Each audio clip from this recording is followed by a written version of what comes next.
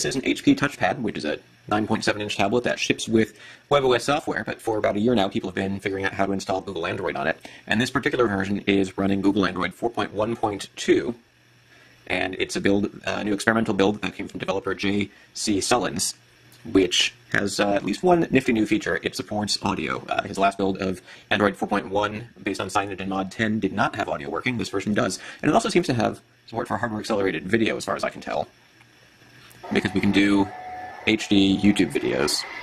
Capture your work.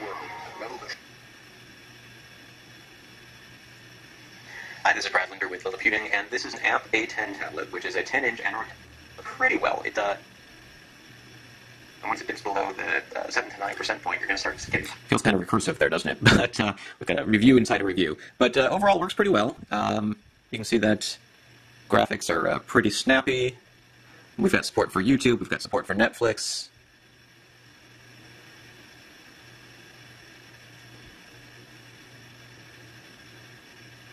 So much for snappy.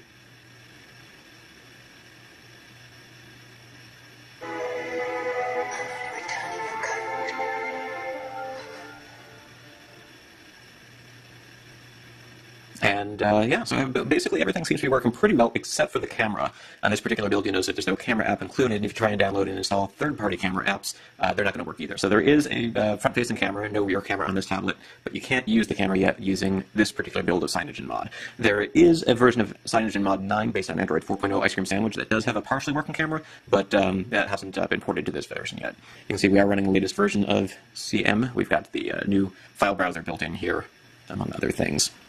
So there you go. I just wanted to give you a quick overview.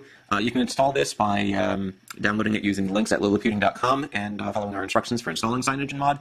And if you're upgrading from an earlier version, all you need to do is flash it with Team Win Recovery Project or another similar custom recovery. And if you are installing